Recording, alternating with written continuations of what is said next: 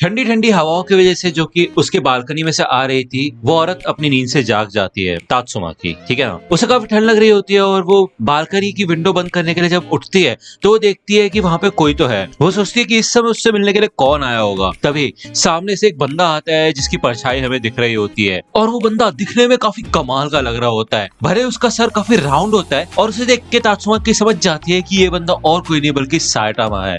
Saitama के आते साथ भाई सब कुछ स्लो मोशन में हो जाता है। वो उसे देखती है ध्यान से तो उसे पता चलता है पहली बार कि भाई साइटामा की मसल्स कितनी कमाल की है। उसके हीरो सूट के ऊपर से उसकी एब्स कितनी कमाल तरीके से दिख रही है। झील सी गहरी उसकी आंखें और उसकी जॉ लाइन जो कि भाई सब्जी काटने के काम आ सकती है। इसे देख के तो भाई तात्सुमाकी साइटामा की फैन ही हो जाती है और उसे ऐसा लगता है कि यार वो किसी अलग ही इंसान को देख रही है। वो अपने आप से पूछती है कि क्या आज मैं इसको कुछ कहूंगी नहीं, क्या आज मैं इसके ऊपर चिल्लाऊंगी नहीं, या फिर इसके ऊपर इल्जाम नहीं लगाऊंगी कि ये बिना पूछे घर के अंदर कैसे आया। लेकिन शायद आज तात्सुमाकी को साफ सूंघ गया है। आज वो साइटामा को कुछ नहीं कहने वाली क्योंकि पहली बार उसे ऐसा लग रहा है कि भाई सामने मस्कुलिनिटी का एक काफी कमाल का स्पेसिमेन सामने खड़ा हुआ है। तात्सुमाकी 28 इयर्स की है लेकिन ऐसा पहली बार हुआ है कि वो किसी लड़के की तरफ अट्रैक्ट हुई हो। वो यहाँ पे साइटामा के पास जाती है और उसको हक कर लेती है और उसके बाद भाई इन दोनों के बीच में कुछ घटिया और कमाल की हरकतें होती है, ठीक है, क्योंकि यार तात्सुमाकी है तो एक लड़की ही। जब यहाँ पे ये दोनों अपनी हरकतें कर रहे होते हैं तब एकदम से तात्सुमाकी को खतरनाक आवाजें सुनाई देने लग जाती है,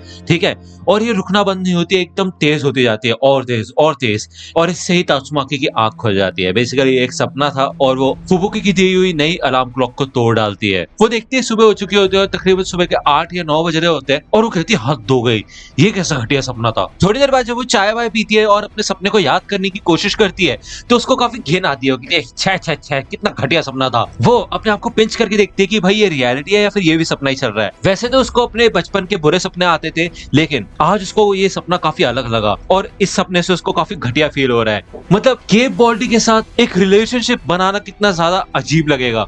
जब उसको यहाँ पे काफी गंदा फील होने लग जाता है तो वो सोचती है कि अब उसे मेडिटेट करने की जरूरत है, तो वो अपना डोर वोर लॉक करके, अपना अपार्टमेंट लॉक करके एक बड़ा सा कोट पहन के सिटी बी में जाती है। सिटी बी के आउटस्कर्ट्स में यहाँ पे भाई एक बड़ा सा मैदान होता है और ये काफी ज्यादा रिस्की होता है वैसे तो, क्योंकि यहाँ पे कभी भी वेदर चेंज हो जाता है, इसलिए आम लोग यहाँ पे नहीं आ पाते हैं। लेकिन यार तात्सुमाकी तो एक एस क्लास हीरो है और उसके लिए कुछ भी करना नामुमकिन नहीं है, ठीक है। तो वो यार अक्सर यहाँ पे आती है और आके मेडिटेट करती है क्योंकि यहाँ पे नेचर से वो काफी ज्यादा कनेक्ट हो पाती है। इधर बड़े से मैदान होते हैं, चट्टाने होती है, रिवर होती है और एक पॉन्ड भी होता है, ठीक है।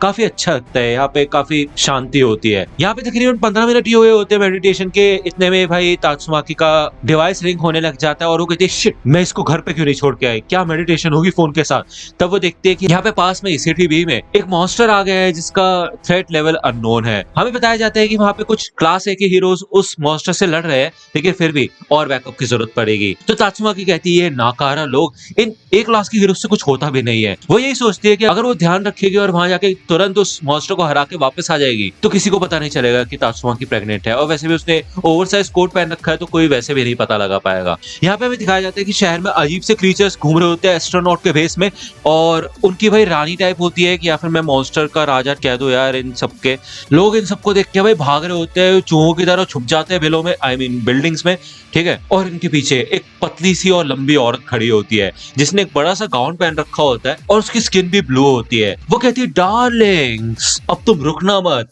इस पूरे के पूरे शहर को हमें जमा देना है। तो बेसिकली यार ये कुछ जमाने वाले लोग होते हैं, मतलब जमा देते हैं लोगों को ये, और इससे पहले भी एक शहर को जमा चुके हैं, ठीक है ना। तो काफी कमाल की बात है, मतलब काफी घटिया बात है।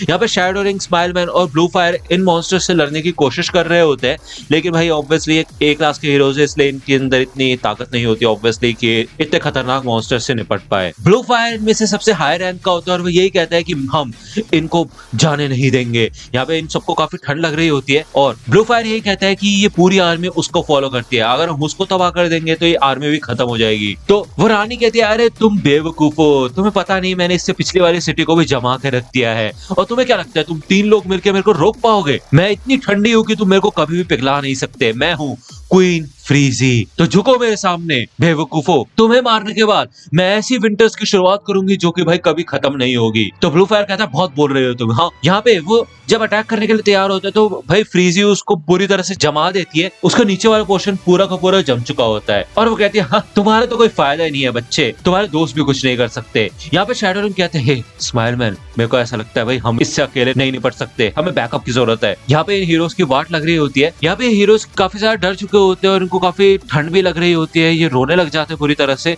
ठीक है, क्योंकि यार इनकी वाट लग रही होती है। तभी यहाँ पे भाई उम्मीद की एक किरण दिखाई देती है, वो चमकती हुई एस्पर यानी कि तात्सुमा की यहाँ पे आ जाती है और उसने अपने दोनों हाथ कोट के पॉकेट में डाल रखे होते हैं। वो कहती है वैसे मुझे ठंड काफी पसंद है लेकिन ये तो काफी घटिया है। वो मॉन्स्टर से यही कहती है कि चलो फिर ठीक है इसको साफ कर दो, नहीं तो मैं तुमसे जबरदस्ती साफ कराऊंगी। तो फ्रीजी कहती है ओ मैं तो तुम्हें जानती हूँ, तुम वही पॉपुलर एस क्लास हीरो हो जिसके बारे में सब बात कर रहे थे, है कि नहीं।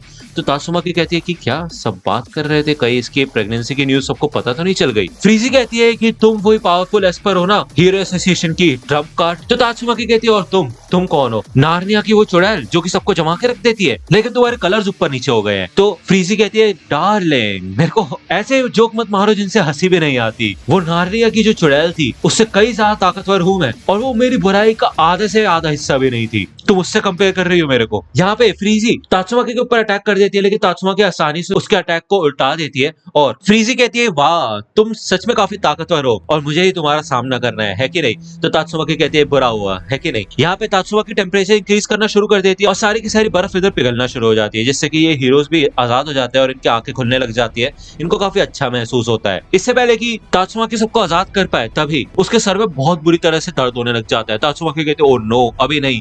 उसके आसपास सब कुछ घूमने लग जाता है, उसको चक्कर आने लग जाते हैं और क्योंकि उसकी साइकिक पावर्स है तो उसका सारा का सारा काम दिमाग से होता है, यहाँ तक कि हवा में उड़ना भी। अगर उसके सर में ही दर्द होने लग जाएगा तो वो कंसंट्रेशन कैसे करेगी, और ऑब्वियसली वो प्रेग्नेंट है, इस वजह से सर दर्द होना, बेहोशी छाना और थकावट ये सब कॉमन चीजें है और ये तीनों की तीनों चीजें उसे एक साथ हो रही है। तो फ्रीजी कहती है ओ माय गॉड तुम्हें क्या हुआ, तबीयत खराब हो रही है तुम्हारी? ओ नो मुझे तो ऐसा लग रहा था कि मैं तुम्हारे फुल पोटेंशियल से तुम्हारे साथ लड़ूंगी। यहाँ पे जब वो तात्सुमाकी के मुंह पे हमला करने वाली होती है तभी भाई तात्सुमाकी उसको रोक देती है और भाई दूर उड़ा के फेंकती है। यहाँ पे फ्रीजी गुस्सा हो जाती है और वो कहती तुम्हें बेटा जमा कर रख दूंगी मैं और तड़प तड़प के मरोगी तुम। इधर वो अपना स्टाफ जमीन पे मारती है जिससे कि यहाँ पे बर्फ की स्पाइक्स बनना शुरू हो जाती है, पूरे कंक्रीट बिल्डिंग्स में हर जगह यहाँ पे स्पाइक्स ही स्पाइक्स हो जाती है। इधर तात्सुमाकी एक हाथ से इस क्वीन का सामना कर रही होती है। यहाँ पे तात्सुमाकी को बेहोशी छाने लग जाती है और उसका बैलेंस बिगड़ने लग जाता है और चीजें आउट ऑफ कंट्रोल होने लग जाती है, क्योंकि भाई सिटीजन डर रहे होते हैं, ये बर्फ काफी ज्यादा ठंडी होती है। अगर तात्सुमाकी अपनी फुल स्ट्रेंथ पे लड़ रही होती तो भाई ये लड़ाई 10 सेकंड भी नहीं टिकती, लेकिन उसने जो अभी ये बैरियर बना रखा है वो पता नहीं कब तक टिकेगा। हमें दूसरी ओर भाई साइटामा का सीन दिखाया जाता है जो कि इधर किंग के साथ बैठ के गेम खेल रहा होता है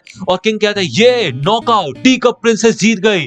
तो साइटामा कहते हैं हद हो गई, घटिया, एकदम बेकार है गेम, बेकार। यहाँ पे तकरीबन एक हफ्ता लगातार प्रैक्टिस करने के बाद भी साइटामा इधर किंग से हार जाता है और किंग ने तो ये गेम अभी खेलना शुरू किया तब भी वो जीत जाता है।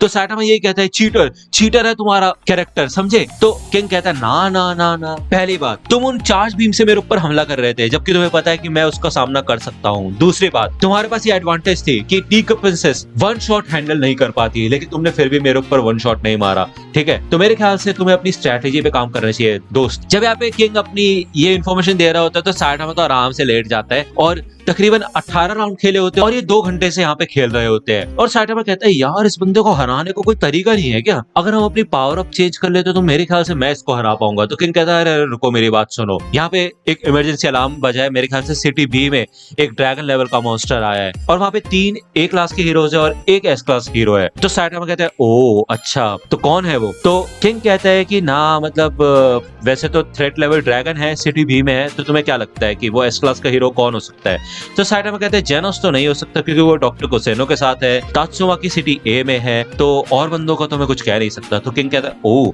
तो वैसे ड्रैगन लेवल का मॉन्स्टर है तो मेरे ख्याल से एस क्लास के हीरो को भी एक मदद की जरूरत पड़ेगी, तो तुम वहां जाके चेक कर लेना, लेकिन जाने से पहले एक और राउंड खेलते हैं। तो साइटामा स्क्रीन पे देखता है कि भाई किंग के 18 विन्स होते हैं और साइटामा के 0 होते हैं। तो साइटामा कहता है ठीक है, फिर यहाँ पे वो अपनी गर्दन और अपने उंगलियों को चटकाता है और कंट्रोलर को पकड़ के फिर से खेलने के लिए तैयार हो जाता है और वो कहता है ठीक है फिर आने दो टीको प्रिंसेस, तुम्हारी बैंड बजाता हूँ। दूसरी ओर में फिर से क्वीन फ्रीजी का सीन दिखाया जाता है और वो कहती है क्या हुआ डार्लिंग, तुम वापस अटैक क्यों नहीं कर रही हो, क्या तुम मुझे अपनी असली ताकत नहीं दिखाओगी या फिर तुमने वो छुपा रखी है। यहाँ पे तात्सुमाकी का सर तो और बुरा होने लग जाता है और ये मॉन्स्टर यहाँ पे बुरी तरह से हंस रही होती है। वो कहती है अब तुम्हारा अंत आ चुका है हीरो, अब मेरा नाम सुनहरे अक्षरों में लिखा जाएगा, क्वीन फ्रेंजी जिसने टॉर्नेडो ऑफ टेरर का अंत किया। तो अब तुम्हारा हीरो कहाँ पे है छोटी बच्ची। तो यहाँ पे तात्सुमाकी अपना बैरियर डिसेबल कर देती है और स्लो मोशन में भाई वो इतनी खतरनाक ताकत एक्सपोज करती है कि भाई जो क्वीन फ्रीजी होती है ना अपने पैरों की जमीन के साथ साथ उड़ जाती है भाई, बहुत दूर फेंकती है यहाँ पे तात्सुमाकी उसको। वो कहती है मेरे को किसी की भी जरूरत नहीं है, मुझे जो बचा सकता है वो खुद मैं हूँ। यहाँ पे भाई टॉर्नेडो असली का टॉर्नेडो लेके आ जाती है और भाई काफी खतरनाक सीन हो जाता है इधर। इसे देख के भाई ए क्लास के हीरोज भी काफी ज्यादा डर जाते हैं, दहशत फैल जाती है इधर भाई। यहाँ पे तात्सुमाकी ने ऐसा खुद भी कुछ नहीं देखा था लेकिन इसकी वजह से एक प्रॉब्लम हो जाती है, उसका कोट भी उड़ने लग जाता है और लोगों को दिखाई देने लग जाता है कि यार वो प्रेग्नेंट है। वो कहती है शिट, भले यहाँ पे ज्यादा सिटीजन्स नहीं है लेकिन फिर भी कुछ लोगों ने तो मेरे को देख ही लिया होगा। तो फ्रीजी कहती है ओ टॉर्नेडो डार्लिंग, मेरे ख्याल से तुम प्रेग्नेंट हो, यही तुम छुपा रही थी है कि नहीं। तो यहाँ पे तात्सुमाकी अपने आप पे गुस्सा करती है और कहती क्यों क्यों इसे क्यों पता चलना था ये बात। क्वीन फ्रीजी को जब पता चलता है कि भाई तात्सुमाकी का ध्यान बढ़ चुका है तो वो उसके ऊपर फिर से भाई स्पाइक्स का अटैक करती है और तात्सुमाकी उसको आसानी से डॉज कर देती है लेकिन फिर भी उसके हाथ पे यहाँ पे लग चुकी होती है भाई, उसके हाथ से खून गिरना शुरू हो जाता है। जब वो पीछे जाती है तो तभी उसको कुछ सॉफ्ट सॉफ्ट सा फील होता है। यहाँ पे पीछे साइटामा आ चुका होता है और उसने उसको पकड़ लिया होता है और वो अपने एक ही उंगली से फ्रीजी के स्पाइक्स को भाई मिट्टी में मिला देता है और वो कहता है हे तुमने मुझे कॉल क्यों नहीं किया।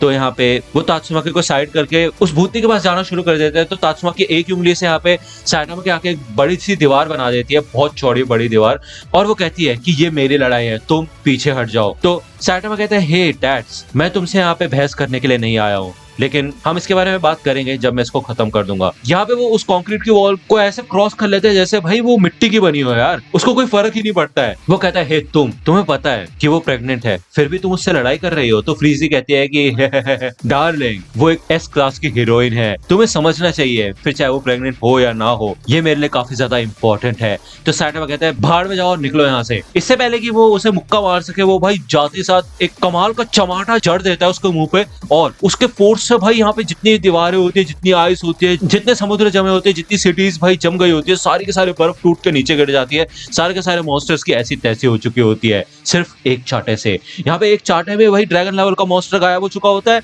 और भाई इसे हम क्या कहेंगे, सीरियस स्लैप। यहाँ पे लोग बाहर निकलना शुरू हो जाते हैं और भले ही अक्सर लोग काफी खुश हो जाया करते थे लेकिन इस समय वो तात्सुमाकी को देख के अलग अलग बातें करने लग जाते हैं, खुसर खुसर करने लग जाते हैं, जिसे देख के तात्सुमाकी को काफी एम्बैरस फील होता है और इससे पहले तात्सुमाकी को ऐसा कभी फील नहीं हुआ होता है। वो यहाँ से जाने वाली होती है लेकिन वो तभी देखती है कि साइटामा कैसे स्माइल कर रहा होता है उसे देख के और वो यही सोचती है कि क्या यही है मेरा हीरो, भाड़ में जाए ये सब। और वो साइटामा के पास आके कहती है तुम कहाँ पे थे। हाँ, इससे पहले कि साइटामा कुछ बोल पाए वो यहाँ से चली जाती है और साइटामा को इधर ही छोड़ देती है और इधर साइटामा खुद सोचता है कि चल क्या रहा है। तो दोस्तों आज के लिए इतना ही, और आज के लिए इतना नहीं, आज ही मेरे ख्याल से सेकंड वीडियो लाने की कोशिश करूंगा। इसका पार्ट 2 मैं एक ही वीडियो में डाल देता लेकिन फिर मेरा प्रॉमिस पूरा नहीं हो पाता यार 2 वीडियोस डालने का।